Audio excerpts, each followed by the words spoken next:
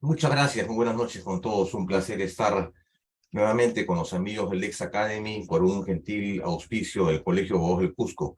Y en esta oportunidad, en este curso especializado en garantías constitucionales, digamos erróneamente llamado garantías, ¿no? Se llaman ahora procesos constitucionales. Vamos a abordar el tema de la acción de inconstitucionalidad, un proceso orgánico contemplado en nuestra Carta Política destinado a garantizar la jerarquía, la coherencia, la supremacía de la Constitución, un proceso ya consolidado a lo largo de la jurisprudencia y reconocido también en la actualidad por el Código anterior, por la Constitución Política del Estado, artículo 200, y además también por la legislación procesal actual. Es un proceso que duda cabe importante porque a partir de tiene una función de garantizar, como dije, la primacía de la Carta Política, la jerarquía y la supralegalidad. Y bueno, el tema en cuestión es bastante amplio, tiene varios contenidos, no solamente jurisprudenciales, sino también eminentemente legislativos. Y es más, el capítulo del Código Procesal Constitucional. Sin embargo, voy a dedicarme en específico, dentro del tiempo previsto, que son 30, 40 minutos, a, digamos, desarrollar la parte que considero medular en esta materia. Algunas consideraciones previas con respecto al proceso de inconstitucionalidad, que como ustedes saben, es, dije hace un rato, proceso orgánico. A diferencia de los procesos de tutela contenidos en el código, estos no se refieren pues a defensa efectiva de derechos fundamentales, sino se refieren a garantizar esa jerarquía, esa primacía de la Constitución, esa labor de determinar que las normas jurídicas que conforman un sistema no se avengan, no contravengan, no contradigan a la Constitución política del Estado. Es un proceso en el cual digamos, los sujetos legitimados, conforme al código y conforme al artículo 200 de la Carta Política, solicitan, pues, de que la norma en cuestión sea sometida a un examen de compatibilidad en abstracto con respecto a dos fuentes. Por un lado, la Constitución Política del Estado y, y las normas objeto de control son las normas con rango de ley. Sin embargo, considero conveniente en esta sesión precisar algunos contenidos básicos, entender que la Carta Política es ante todo una, una norma jurídica que instituye este primer nivel jurídico de reconocimiento, este primer nivel de exigencias que establece, por un lado, la noción orgánica del Estado y, por otro lado, los derechos y las libertades públicas. Ese es el primer nivel para comprender la Constitución, la norma fundamental, la norma normarum en nuestro sistema jurídico constitucional. Pero además, también la Constitución es, además de una norma en general, una norma, una prescripción jurídica que establece, a diferencia de las otras, un distinto íter legislativo, en el cual pues descansa todo el sistema jurídico, de modo tal que lo postulado en la Carta Política pues inspire o determine la validez de todo el sistema en general. Es una suerte de un efecto de determinación que todo el sistema jurídico en su conjunto esté sometido al criterio de lo que la propia Carta Política establezca. Pero también la Constitución es una norma suprema, en el sentido que todos sus actos, los actos, y establece el régimen de los actos y las normas expedidas por los poderes públicos, y todos ellos deben estar de conformidad a ella, ¿no? Establece pues este orden jurídico superior, supremo, a partir del cual las actuaciones de los poderes públicos deben someterse. Por tanto, no es únicamente la norma de carácter fundamental o la ley de leyes, ¿no? O la ley madre, como dicen algunos, sino también debemos entender que en general la Carta Política es ante todo una norma, una norma de carácter supremo, y una norma que institucionaliza el poder, jerarquiza y principalmente establece funciones y competencias de los poderes públicos, y establece además el concepto de la esencialidad. siempre se ha dicho que es la norma suprema, que es la norma de carácter fundamental, ¿no? Y entonces, como tal, la Constitución, digamos, como objeto de mecanismo de control de esta acción de inconstitucionalidad, este proceso orgánico, tiene que garantizar eso, la esencialidad, el deber de respetar, de cumplir, de defender la Constitución sobre la base de que es el contenido básico, pues, el contenido básico sobre el cual se erige todo nuestro ordenamiento constitucional. El tribunal ya ha señalado en más de una oportunidad que la Constitución Política del Estado, aparte de ser fuente primera, fuente de fuentes, fuente única y fuente suprema, es también una norma de carácter esencial. A partir de esa concepción, digamos entonces, la Constitución se establece como fuente del derecho en el ámbito formal y en el ámbito material.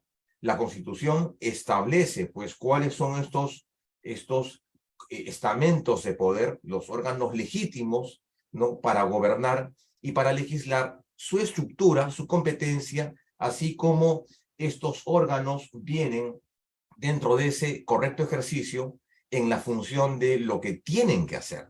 Por eso es la parte orgánica, es la que principalmente establece ese ámbito de lo que los poderes públicos, ¿no?, los OCAS y en general el Estado debería hacer dentro de sus correctas competencias. Quiere decir entonces que esta Constitución pues contiene un conjunto de principios y derechos que no pueden ser vulnerados por normas de menor jerarquía, ¿no? Y eso un poco va dirigido directamente esta acción extraordinaria que se conoce como el proceso de inconstitucionalidad, regulado en nuestro Código Procesal. Pero más allá de ello, la Constitución Política del Estado debe ser entendida desde dos dimensiones. Una dimensión en el sentido formal y en el sentido material. En el sentido formal, atiende pues a esta posición de jerarquía en ese ordenamiento y a su contenido, y no a sus contenidos ni sus destinatarios, sino simplemente en la forma jurídica que esta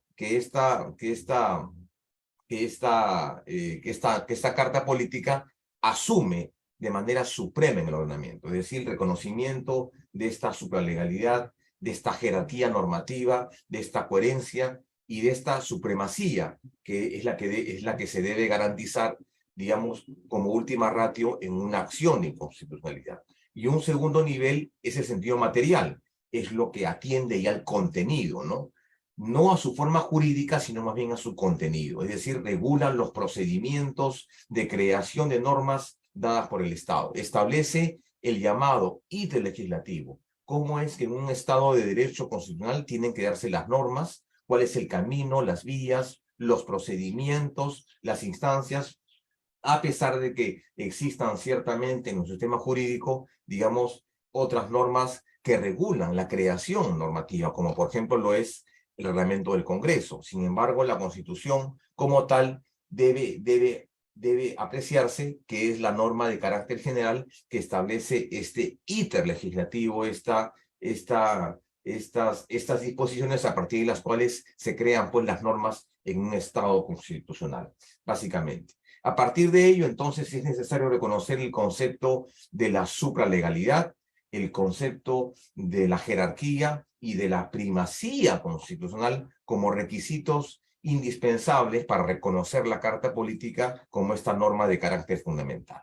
A partir de ello, entonces, encontramos en nuestro país, en el artículo 200, esta llamada jurisdicción constitucional, es decir, dos grandes ámbitos. Por un lado, el ámbito de la llamada tutela de derechos, destinado a la defensa efectiva de las libertades públicas y los derechos fundamentales, que se conocen como los procesos de libertad, y por otro lado, la jurisdicción orgánica, que es la jurisdicción destinada a eso, a garantizar jerarquía y primacía de la Constitución, que de conformidad al artículo 200 está contemplada o está contenida en dos procesos: la acción de inconstitucionalidad y el llamado conflicto competencial, que tiene que ver con el cabal cumplimiento de las competencias y funciones de los poderes públicos y del correcto funcionamiento de estos en relación al concepto del Estado.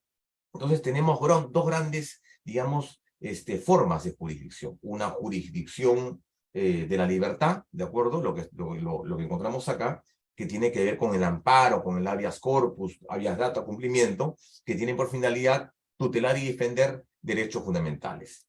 Y la segunda es la jurisdicción orgánica, ¿no? Estos mecanismos de control de la constitucionalidad de normas infraconstitucionales establecido como o definido como aquel conjunto de mecanismos tanto jurídicos como tanto jurídicos, políticos como jurisdiccionales que tienen por finalidad garantizar esa primacía a la que hemos hecho referencia. Esto supone entonces la existencia en este modelo de control concentrado de un órgano de control independiente, autónomo, sometido a este control.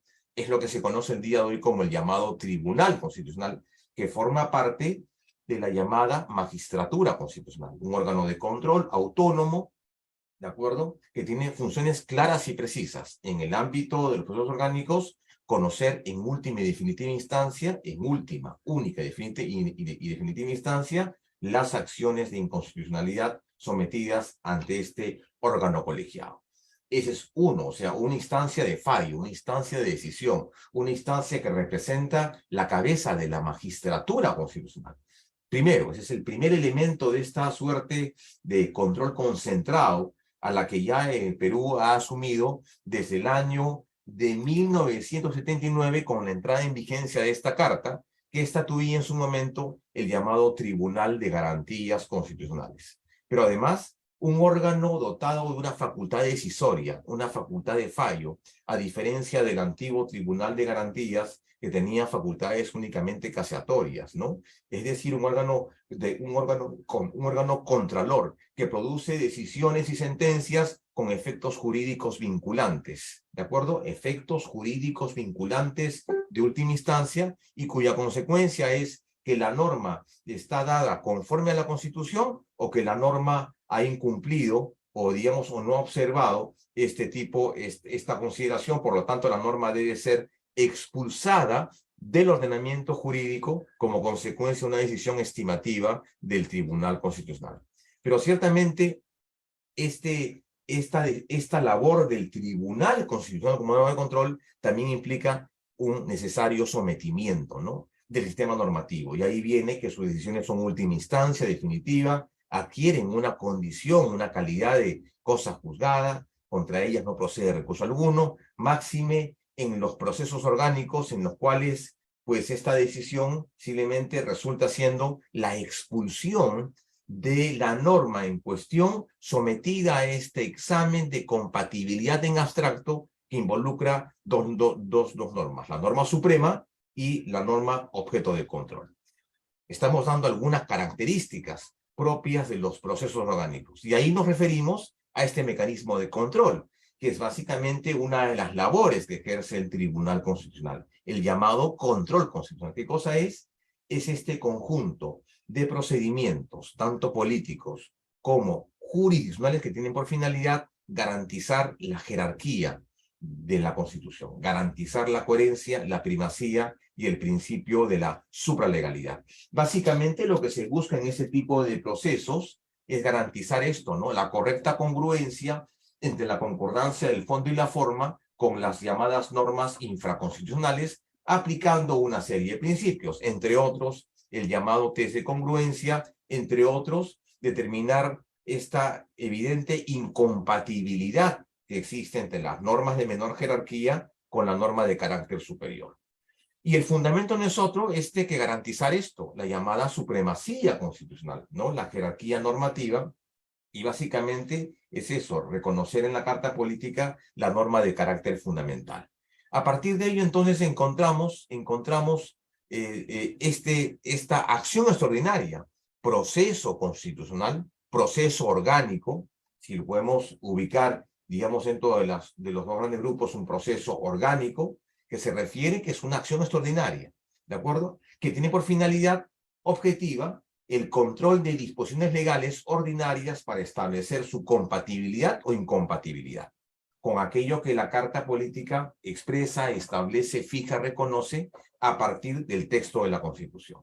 Quiere decir que es una norma que tiene que ver con garantizar eso, ¿no? Que las normas que conforman el sistema jurídico se avengan, no contravengan, no contradigan y no, no estén en contra de lo que aquello que la Constitución establece en los principios, en los contenidos y en sus distintas partes.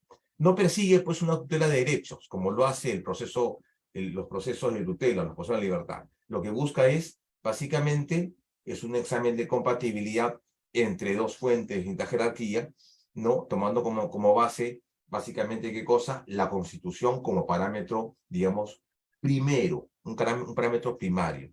Sin embargo, pueden existir, y como efectivamente así lo ha establecido el Código Procesal, este llamado bloque de la constitucionalidad, que no es otra cosa que un conjunto de normas que sirven como una especie de as o de faz que permiten determinar que las normas que este examen de compatibilidad no sea pues con relación a la Carta Política, sino en relación a esas normas, leyes orgánicas, leyes de desarrollo constitucional y los llamados tratados de derechos humanos.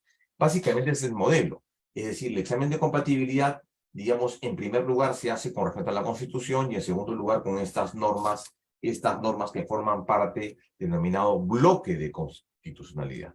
Bien, pero el objeto del control es normas con rango de ley, ¿de acuerdo? Y las normas con rango de ley, que es, digamos, el supuesto único que tiene que ver esta acción extraordinaria, esta llamada acción de constitucionalidad, está ya regulada en la jurisprudencia, en específico en la sentencia Clever-Dina-Quispe, que ya había precisado en sus contenidos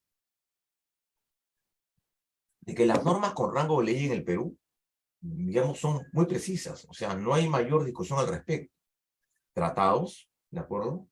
Leyes orgánicas, leyes ordinarias, ordenanzas municipales, ordenanzas regionales, ley de presupuesto, cuentas de la República, decretos legislativos, decretos de urgencia, reglamento del Congreso, resoluciones legislativas, entre otras. Y ahí se acaba la relación, ¿de acuerdo? Esas son las normas con rango de ley. Es decir, este primer nivel de juridicidad, este primer nivel de esta jerarquía normativa. Quiere decir que la procedencia es con respecto a normas con rango de ley, precisadas y reguladas, repito en la sentencia, Clever Nina Quispe 0041, 010, perdón, 0037, el año 2011, me parece que es 2004. Sí, 2004, Clever Nina Quispe que regula las normas con rango de ley en el Perú. Bien, perfecto. Y para ello entonces el tribunal ha establecido, perdón, el código ha establecido un procedimiento para hacer efectivo digamos, esta demanda. En el fondo yo no diría que es una demanda, no es un proceso. Yo diría que procesalmente hablando, la acción de constitucionalidad no es un proceso, porque no hay, digamos, como ocurre en los procesos de libertad, un debate, no hay, digamos, una plena y activa participación. Me refiero a lo siguiente, que la demanda se plantea ante el órgano correspondiente e inexorablemente esta demanda tiene que resolverse. Pero claro, en los otros procesos hay debate, hay actuación de pruebas, medidas cautelares, excepciones, contradicción, en fin. En esos casos simplemente el debate tiene que ver con eso, el examen de compatibilidad. Nada más, hay una audiencia pública, entonces hablar de proceso, yo diría que sería excesivo, yo más bien diría es el sometimiento de determinadas normas a una determinada instancia con características, digamos, superiores, con características muy precisas, que significa la de ejercer el control constitucional. Entonces tenemos, por un lado, sujetos legitimados para interponer este proceso, sujetos claramente identificados, restringidos de manera restrictiva para el planteamiento de este proceso. Y segundo, tenemos los efectos interpretativos, ¿no? Los efectos que tiene esta decisión. El efecto es definitivamente último y definitivo. O sea, ya contra esta decisión no hay ninguna posibilidad de que las partes puedan, pues, cuestionar esto y que efectivamente la norma sometida al control en este tipo de procesos significa que la norma es expulsada del momento. ¿Qué significa esto? Expulsado. O sea, la norma no se deroga, la norma se expulsa. El criterio anterior es el que planteaba el código anterior, o en su momento la 26/95, la ley orgánica del TC, que decía que la norma se derogaba. La norma en el día de hoy se expulsa del ordenamiento jurídico y por tanto pierde eficacia. El elemento de instancia única también es importante, ¿no? Porque a diferencia de los procesos de la libertad, estos procesos se ven en instancia única.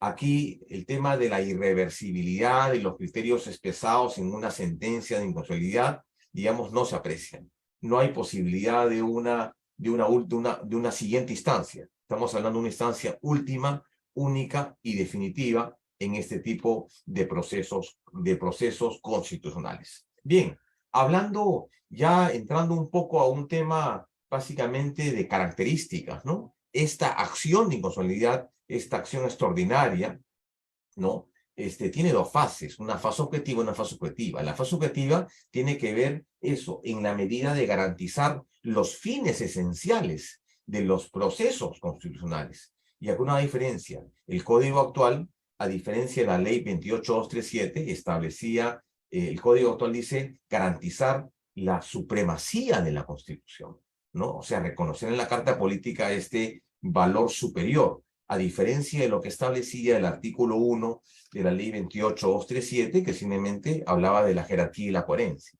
La fase subjetiva tiene que ver con, efectivamente, reconocer la supremacía de la Constitución, artículo 2 del título preliminar del Código Procesal Constitucional. Y con ello también garantizamos la vigencia de los derechos fundamentales, porque no solamente garantizar jerarquía, también con ello garantizamos indirectamente derechos fundamentales, porque hay que interpretar la Constitución como un todo, ¿no? La Carta Política, a pesar de que tiene dos partes claramente definidas, están fuertemente vinculadas una con otra, la parte dogmática y la parte orgánica. Así que no solamente es garantizar primacía, sino garantizar la efectiva vigencia de los derechos fundamentales. Y por otro lado, la fase objetiva, que tiene que ver con, claro, con esta técnica que es el examen de compatibilidad tomando en cuenta un parámetro. Y el parámetro primero, que duda cabe, es la Constitución Política del Estado. Claro, posteriormente el parámetro se amplió a otros estamentos y se dijo, claro, los parámetros también podrían ser considerados para resolver estos conflictos, por ejemplo, los tratados de DDH, las uniones consultivas de la CIDH, las sentencias, resoluciones y opiniones y demás actos que forman parte del sistema interamericano o de las normas de carácter internacional. Pero básicamente la fase objetiva tiene que ver con el primer parámetro de interpretación. ¿Cuál es? La Carta Política, la Constitución Política del Estado. Ese es el primer parámetro, ese es el primer parámetro, digamos, de comparación y que tiene por finalidad determinar pues, si la norma es contraria o no a la Constitución Política del Estado. Con respecto a las formas que puede adquirir esta declaración de inconstitucionalidad, yo creo que son diversas, variadas, de las muchas definiciones y precisiones que ha hecho la doctrina, que podemos encontrarlas acá, las formas de esta infracción o de esta declaración de inconstitucionalidad. Sin embargo, hay algunas que, claro, en jurisprudencia se han creado, ¿no? Como por ejemplo, esta infracción ya no sería pues directa, indirecta, fondo o forma, sino, o conexa, sino sería esta infracción porque el órgano es manifiestamente incompetente. Una situación que se ha dado con mucha frecuencia recientemente a lo largo de las facultades pedidas por el Ejecutivo del Consejo de la República, en el sentido que excedía el marco autoritativo. Sin embargo, no está de más reconocer y precisar estos tipos de afectaciones, ¿no? La afectación directa, indirecta, fondo, forma o conexa. Yo voy a referirme solamente a dos que me parece que son las más relevantes y las más, digamos, didácticas. La que es digamos, la declaración de constitucionalidad por el fondo, ¿no? Y la otra es por la forma. Fondo. ¿Cuándo decimos que es fondo? Cuando la norma en cuestión, la norma con rango de ley en cuestión, contiene o dispone una prescripción que va en contra directamente al artículo de la Constitución. Por tanto, el examen de compatibilidad, digamos, resulta siendo sumamente más sencillo. Es decir, la norma en cuestión, digamos, colisiona, infracta directamente aquello que la Constitución ha establecido. Hay ejemplos diversos al respecto. Por ejemplo, señalar, no sé, en una situación en la que, por ejemplo, el Estado peruano diga, ¿no? A partir de mañana vamos a a disponer de los fondos de las pensiones, por ejemplo. Imagínense ustedes una norma de tal envergadura, ¿no? El Estado peruano, por una cuestión de crisis económica, va a disponer de los montos de las pensiones y para tal efecto va a entregar bonos. Entonces uno dice, bueno, frente a esto, la norma, cualquier norma con rango de ley podría ser declarada abiertamente inconstitucional, pero ¿por qué modalidad? ¿Fondo, forma directa, indirectamente? No, tendría que ser fondo. ¿Por qué? Fondo y directa, ¿no? ¿Por qué? Porque esta medida contenía una norma de rango de ley inferior a la Carta Política, entonces contraviene directamente aquello que la Constitución fija, ¿no? La Constitución dice claramente lo siguiente: los fondos de pensiones son intangibles. ¿De acuerdo? Son intangibles. Entonces ahí tenemos una afectación directa y de fondo. Evidentemente, la norma en cuestión debe ser pues expulsada inmediatamente.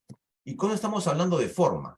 Cuando se festinan, cuando no se observa, cuando se incumplen los procedimientos contemplados en el íter legislativo. Es decir, se emiten normas sin las exigencias y los requisitos que la ley establece, sin seguir el procedimiento debido. Por ejemplo, casos muy frecuentes que se dan el día de hoy, últimamente, por ejemplo, aquellos proyectos de ley que no son aprobados por la comisión correspondiente y son llevados al pleno para su debate. O, por ejemplo, la aprobación de leyes orgánicas sin el quórum correspondiente, por ejemplo.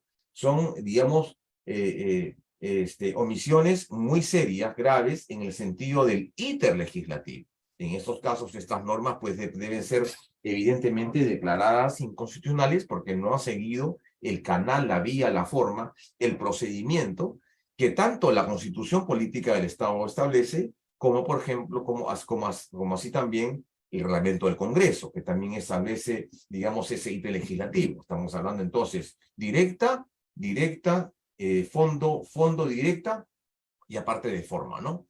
Y el otro que es bastante, digamos, como dije hace un rato, bastante frecuente últimamente es esto, ¿no? Que las normas se declaran inconstitucionales porque han sido emitidas por órganos eminentemente incompetentes. Es decir, no tienen, ya digamos, no tienen esa facultad para emitirlas. En el caso, por ejemplo, cuando el Ejecutivo solicita al Legislativo la facultad de legislar en materias permitidas en la Constitución y, sin embargo, el Ejecutivo legisla sobre temas y sobre materias excediendo el plazo y expediendo, digamos, la autorización que tenía. Entonces, estas normas son evidentemente y abiertamente inconstitucionales. Entonces, estamos hablando de una suerte de tipología con respecto a estas formas de infracción, estas formas de infracción que definitivamente están contenidas en el Código Procesal Constitucional. Y entonces, esos son algunos ejemplos, ¿no? Podríamos ahondar y precisar más, por ejemplo, cuando se pide una suerte cuando no se precisa un quórum en específico para acusaciones o para trámites legislativos, hay también una infracción de forma, ¿no? Es decir, no se ha precisado o hay una imprecisión, ciertamente, del órgano legislativo para algunos trámites al interior del proceso legislativo, ¿no? Entonces ahí tenemos un tema interesante.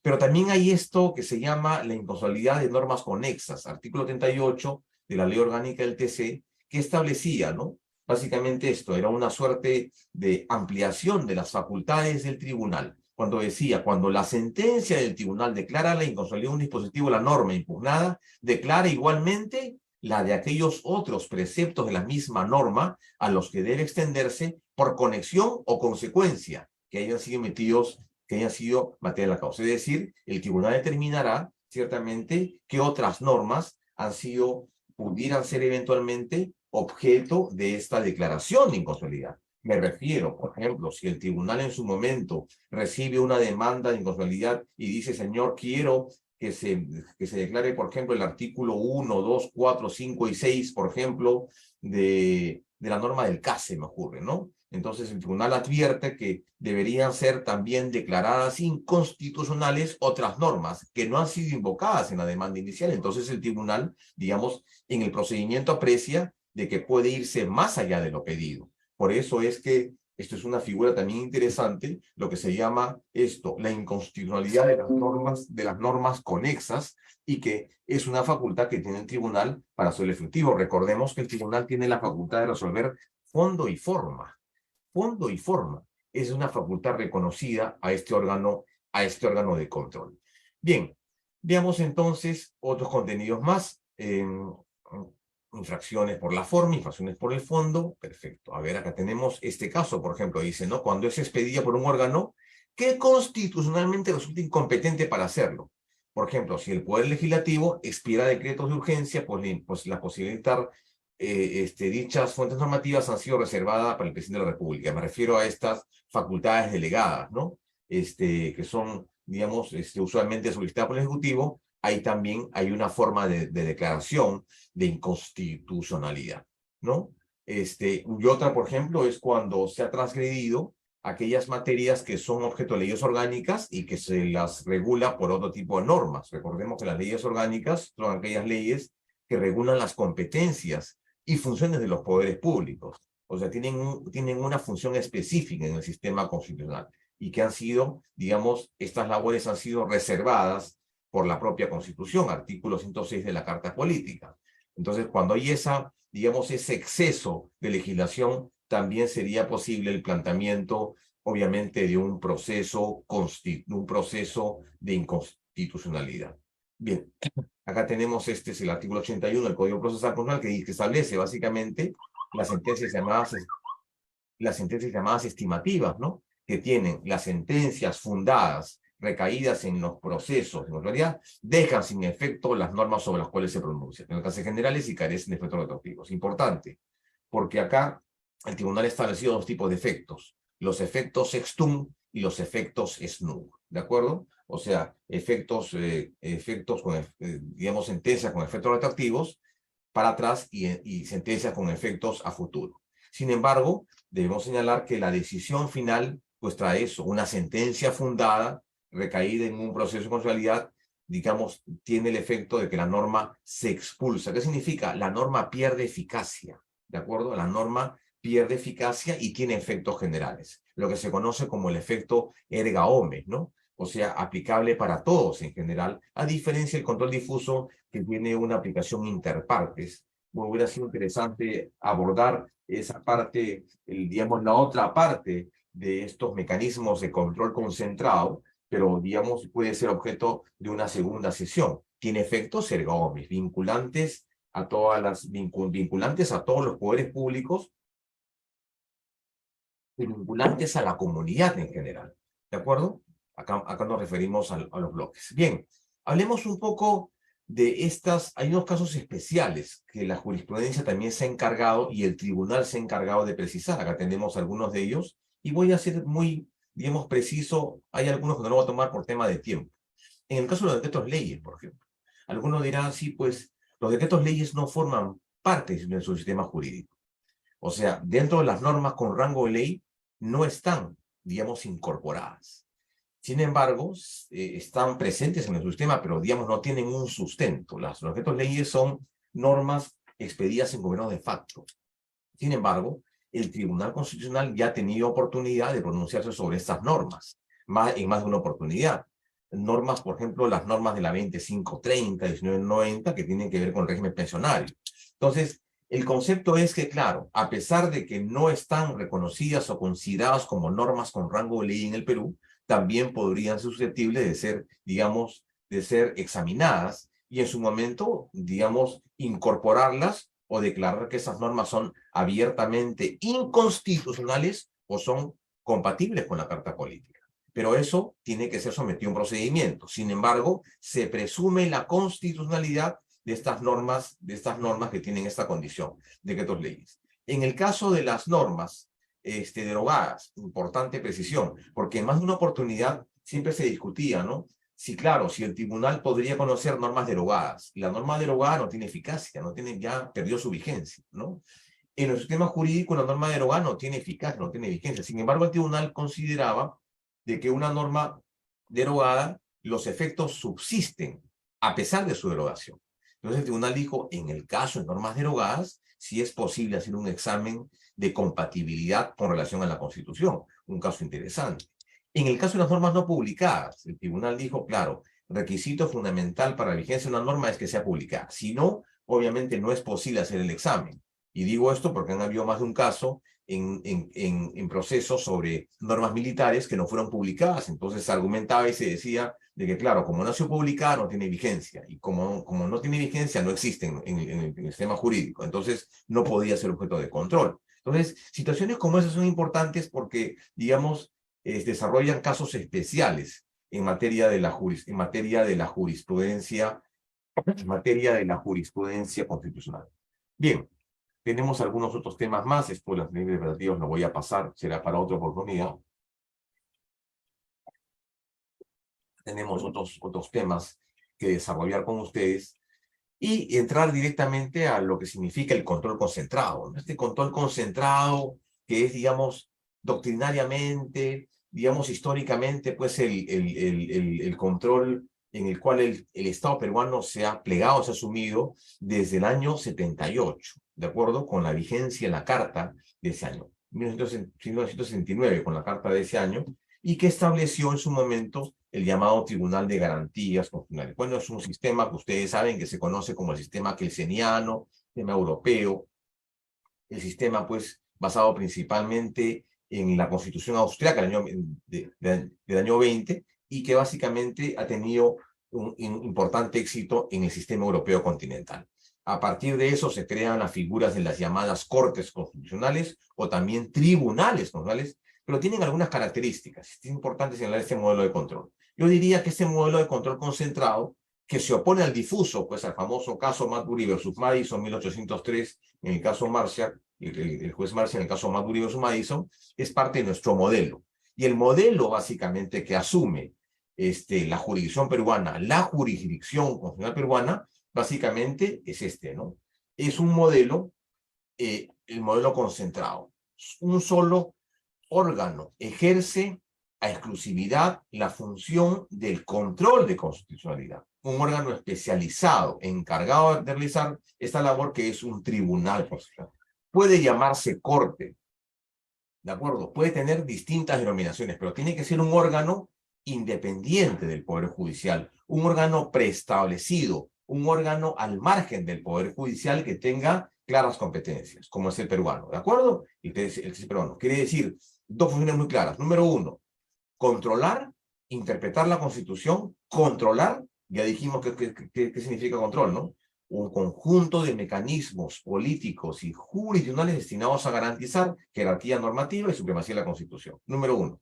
Y el otro es interpretar, es decir, determinar el sentido conforme y correcto con relación a la Constitución política del Estado, utilizando una serie de mecanismos, principios, valores y principios, valores para determinar qué cosa es el sentido conforme y correcto a. Y lo hace el Tribunal. Y por otro lado, resolver en última y definitiva instancia las denegatorias recaídas en los procesos de libertad, amparo del cuerpo de cumplimiento y habeas data. Y en el caso de la inconstitucionalidad, conocer la acción de inconstitucionalidad y el conflicto competencial. Esa es básicamente la labor de un tribunal constitucional. Eso significa, representa la cabeza de la magistratura constitucional, concentrado, independientemente del Poder Judicial. Sin ser un poder del Estado, ejerce un poder importante, es un órgano eminentemente también político, ¿no? A las llamadas, se hablaba mucho hace muchos años de las llamadas políticas question.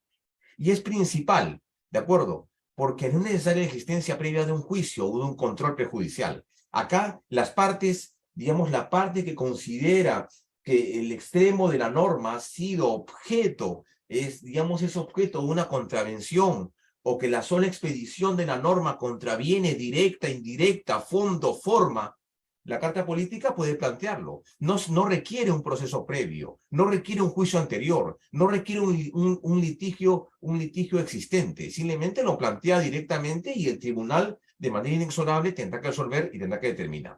O sea, es principal. Se desarrolla en un caso concreto para derogar la ley cuando éste es incompatible con la Constitución. ¿De acuerdo? Ese proceso se llama acción de inconstitucionalidad. Acción extraordinaria de inconstitucionalidad. Y general o eficacia erga omnes. ¿Qué significa? El control de inconstitucionalidad opera de manera abstracta y general, lo que quiere decir que las consecuencias de la declaratoria de la inconstitucionalidad alcanza a todos los integrantes del ordenamiento jurídico y la norma jurídica declarada queda derogada. Queda derogada o queda expulsada, yo diría que queda expulsada del ordenamiento, entonces genera un vacío. Y este vacío, al menos en nuestra jurisprudencia, se ha suplido con una serie de técnicas o de formas para resolver ese tipo de situaciones, lo que se llaman las llamadas sentencias interpretativas. Sentencias interpretativas manipulativas, aditivas, reductoras, sustitutivas, inclusive también las sentencias llamadas las sentencias de mera anulación y demás tipos de sentencia que han traído como consecuencia eso. Por un lado, que el tribunal puede asumir un papel de destrucción normativa o de reconstrucción normativa de una serie de disposiciones que son declaradas inconstitucionales y por tanto son expulsadas, y que el tribunal tenga la función de eso, de reconstruir normativamente esta norma, digamos, para que esa norma sea compatible en el sistema jurídico. Lo que no debería optarse, o lo que sería la última opción, que la norma sea declarada constitucional. Pero en ese sentido ha habido una interesante experiencia del tribunal en el desarrollo de estas llamadas sentencias interpretativas manipulativas con esa finalidad, garantizar o salvar el contenido normativo de una disposición. Dos temas más y termino, por favor, Nilton. Número uno. Número dos, este efecto constitutivo, ¿no? Habíamos dicho que una declaración de inconstitucionalidad tiene dos efectos, efectos ex nunc y efectos ex tunc. En este caso, el control concentrado responde a este criterio constitutivo, ex nunc. La eficacia de la norma con relación al tiempo es pro futuro. La sentencia de inconstitucionalidad no tiene efectos retroactivos. Todos los actos efectuados al amparo de la ley hasta antes de su declaratoria son válidos. ¿Qué quiere decir? Tiene efectos, ¿qué cosa? Para adelante. Tendrá efectos para atrás, en cuyo caso será ya no será ex nunc, sino será ex tunc. Si fuera para atrás, de acuerdo a efectos retroactivos, entonces diríamos solamente aplicar en dos casos, temas tributarios y temas penales.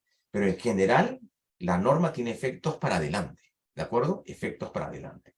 Y tiene efectos derogatorios, es decir, la sentencia que emita un tribunal constitucional al interior de un proceso de inconstitucionalidad, digamos, implica la consiguiente derogatoria de las mismas. Tiene ciertamente un efecto bastante intenso, ¿no? La declaratoria de la norma constitucional, ¿de acuerdo? Básicamente, entonces, a modo de conclusión, el proceso de inconstitucionalidad tiene como finalidad inmediata, queridos amigos, la defensa efectiva de la Constitución, la defensa de que en el sistema jurídico las normas que lo integran, digamos, se avengan, no contradigan, haya esa, digamos, estructura correcta y que las normas no sean impuras. Es básicamente eso. Garantizar un mecanismo de control último, definitivo, en una instancia en específica que responde a un modelo concentrado europeo que el sistema continental y que tenga esa finalidad, ¿no? Garantizar la jerarquía normativa. Esa jerarquía normativa que es la que, digamos, caracteriza la norma a la Constitución como una norma jurídica en específico. ¿De acuerdo?